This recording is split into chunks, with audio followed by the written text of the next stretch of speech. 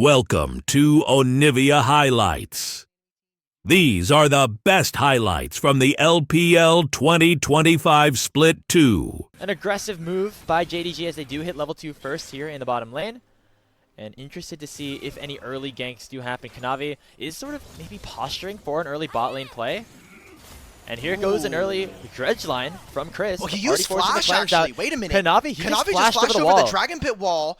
He's going to try and make a wraparound on this bottom lane. He doesn't know if there's a single ward. He's moving around the Tri-Brush. This is incredibly creative. Now Crisp, he's going forward with a flash of his own. Jackulove already taking some damage onto Missing. He's so low, and that's first blood picked up by Kanavi. A 5-head play to pick up the first kill of the game in this best-of-3 series.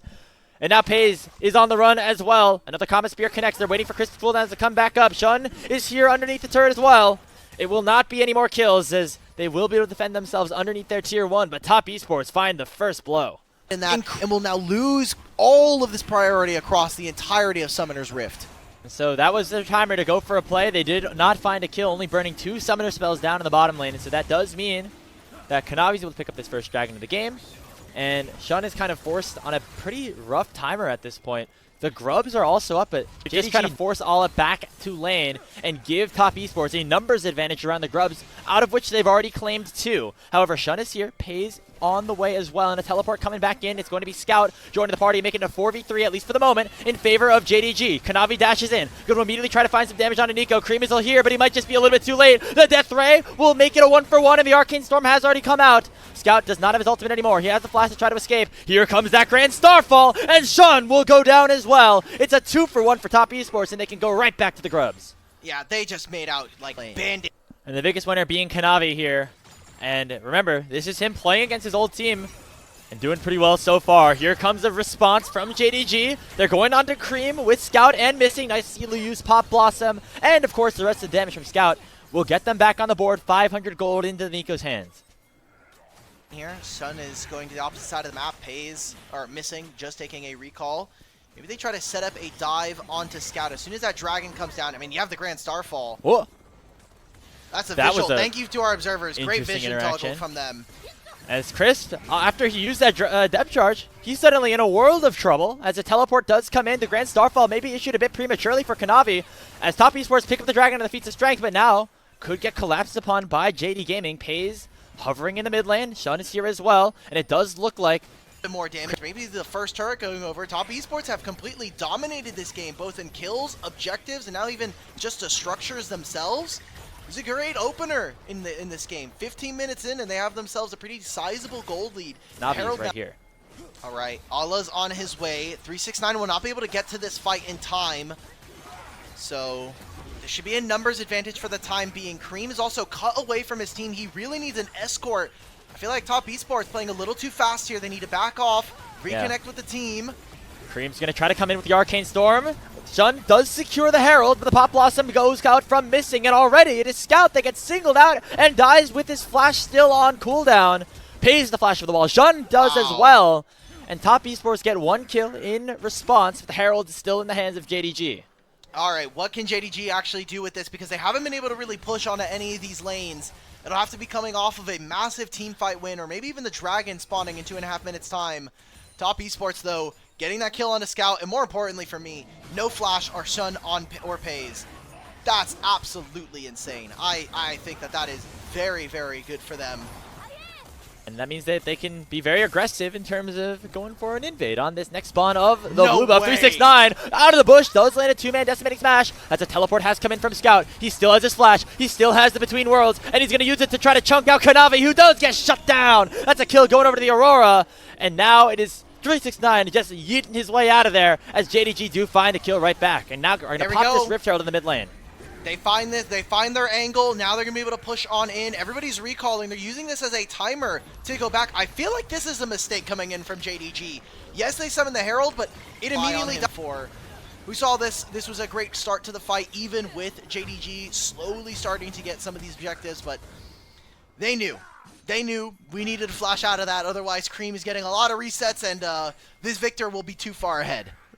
And was once again Crisp with a really nicely placed dredge line to lock down Scout before he could even use his flash. And now Missing might get caught out as Kanavi has found him in his own jungle. However, Cream takes a huge boatload of damage and will go down to the Aurora. Call the Forge God comes out. It's going to be landed here onto the Pantheon, but here comes the response. And here comes Top Esports punching right back. Show with the Crescent Guard will knock away too. Pays still at half HP on the back line. Gonna try to dish out some damage on the 369 with that Kraken Slayer that you talked about, Hulk.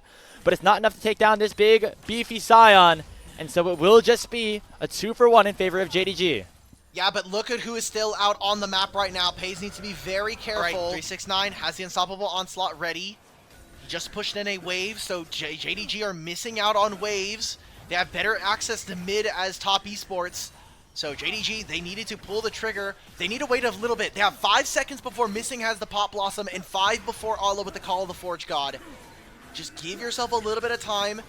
Now that you're missing out ways, you need to engage. And as soon as those cooldowns are up, there goes Missing, and there goes JDG. Already a 2-for-1 trade. And a knockup comes to run a Kanavi. JD Gaming winning out of the team fight, and now Jackie11 369 are forced to run for the hills. What a play. Started off by Missing and followed up by the rest of JD Gaming, as they will deny the soul point unless a miracle steal comes through.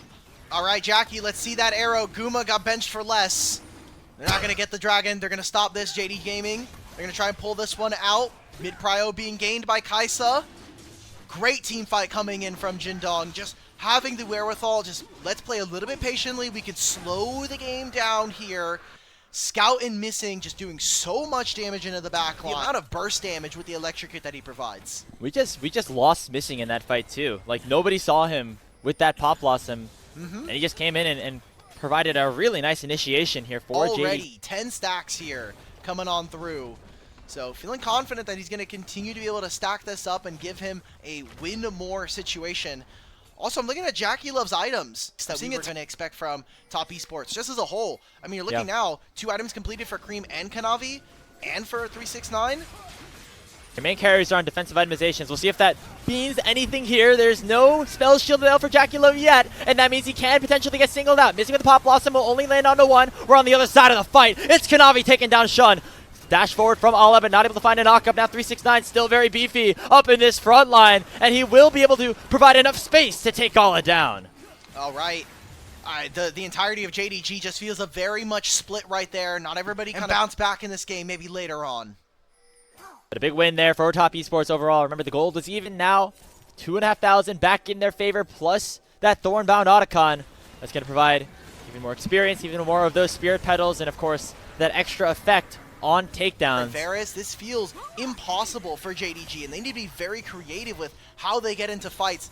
That's the Proto Belt gone from Missing, so another engage tool gone now. Well, here comes the Ornhorn, and it looks like JDG want to start things off. It only hits onto Allah, but look at Missing. He's already been taken down. Allah has to dash away with the Searing Charge, but the Depth Charge still coming on top. There comes that choo-choo train, and Paige sees the Killer Instinct to get away. 2-for-0 in favor of Top Esports. They say, screw that soul point. We might just head towards the Baron. It seems like they're split right now, seeing a lot of action towards the bottom lane, some pings going on. They don't want to go for the Baron. There we go. There we go. Okay, so Cream and Crisp. Get spotted out by Crispin, so we'll have to back on out of there. Overall, Top Esports really starting to put a stranglehold onto this game. JDG fumbling to find opportunities to start off engages that they like. 369 he's level 16 right now. Oh, Jackie Love. Jackie, we are too far forward into this mid lane. That Edge of Night not going to save you here, as Pays picks up a much-deserved kill. He finally gets on the board, and it's a numbers advantage here for JD Gaming for the next 40 seconds. All right, Masterwork Kraken Slayer coming on through for Pays. They recognize that they need to make this game into a better situation from them. It's the Baron being started here. Aurora on a massive flank. Here's the Call of the Forge God. It's going to connect here onto 2 members. 369 tanking up so much on that back line, but here comes the dive. Here comes the Pop Blossom. It lands on a 3 from Missing, but Kanavi's still up and healthy. No way. And 369 will not fall. It's a double kill as Pays goes down. All has to flash over the wall, and Kanavi is not done just yet. That Grand Starfall going to cut off Scout's escape. He dashes in, lands that stun, and Kanavi will pick up the kill, and Top Esports get themselves the ace. And Cream and Kanavi just take over in this fight. The Arcane Storm doing enough work. Someone's still a little butthurt. It's okay, Kanavi. You're winning this game. It's fine. All right, well, we'll see what else. Top Esports now with Baron on all 5 members, 3 grubs. They're just going to rip apart the base. Scout trying to trade on the opposite side of the map. Objective bounties coming on through. But this could be the end. They're going to be looking on to inhibitor number 1 in mid, inhibitor number 2. And hell, if they don't win the game here, well, guess what? There's a dragon spawning in a minute and a half, and that'll be their dragon soul, the Infernal Drake. See Sion's ulti up. Oh man, if we were watching Los Satona's game, you know that Sion's going straight into the Nexus turrets. Oh hell yeah! Not gonna happen this time. They're gonna back away as the teleport does come in to try to make sure that Scout doesn't finish off that tier 2. And now this Aurora could be caught out as there comes that Grand Starfall. Kanavi really trying to hunt Scout down. He uses the E for the additional movement speed. As here goes Scout, he goes and pops the invis. He's just trying to clear out the wave because he knows that he has met his doom. It's Cream picking up the kill, and Top Esports continuing to add to their lead. How else are you actually going to be able to kill them right now? I mean, Cream, even if he doesn't go down, he has Flash, he has the Seeker's Arm Guard. He is so tanky, especially having access to the Leandries and the Rod of Ages. So much extra HP for this Victor. And already level 18, a 3-level difference between him and Scout. And you could say the same thing across the board here as Top Esports just absolutely manhandled JDG. There were some questionable moments where JDG were able to fight back, but they are completely demolishing them. I mean, Cream has had a fantastic game. Kanavi has absolutely blown this one open.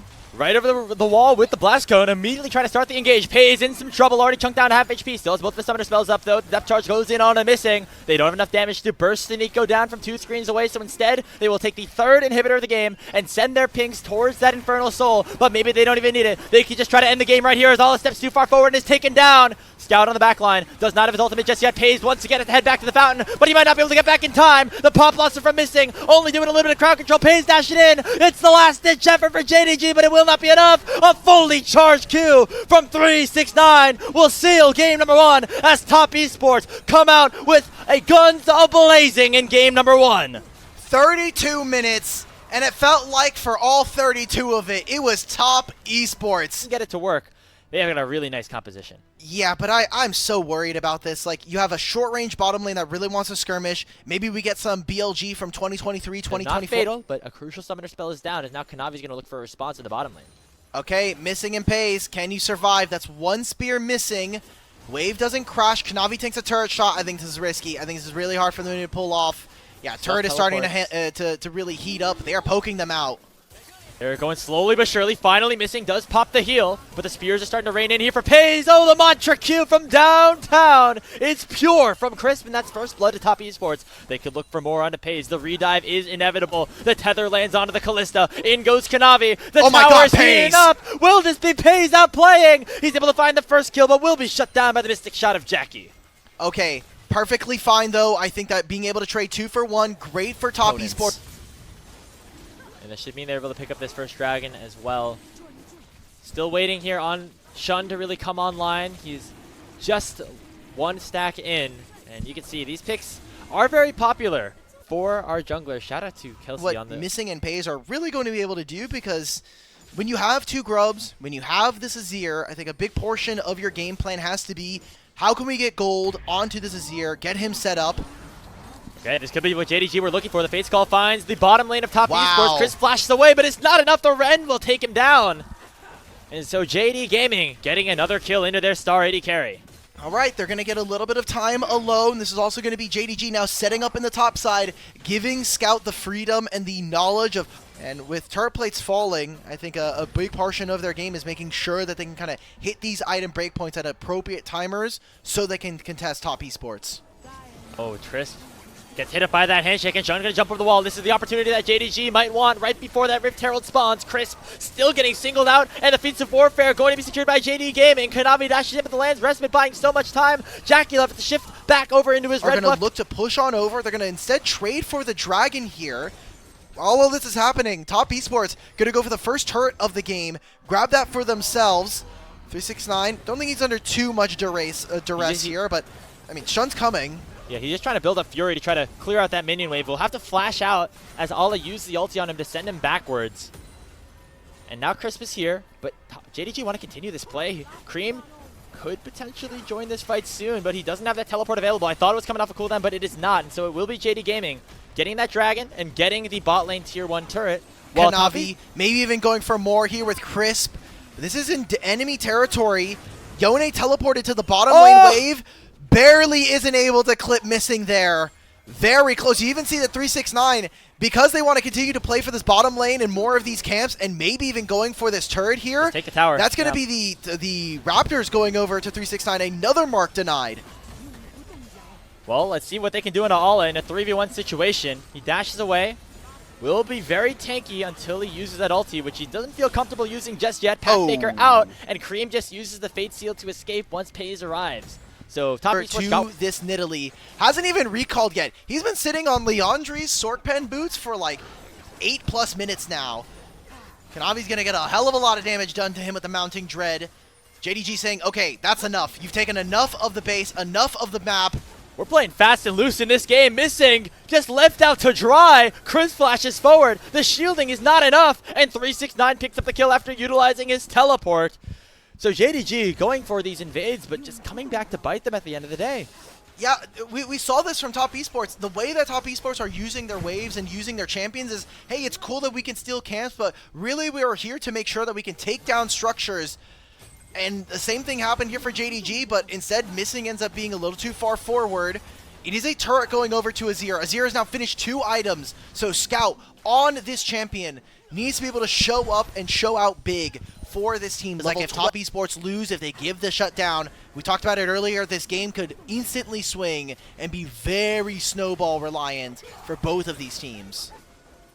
But so far, Top Esports are the one with that advantage. They're up 2,500 gold. Missing, chunked out really low! And the spear picks up the kill by Kanavi. Cream comes in with a Fate Seal. It lands on a 2, but Pays still very healthy. A numbers advantage in favor of Top Esports. They will be able to claim that second Drake.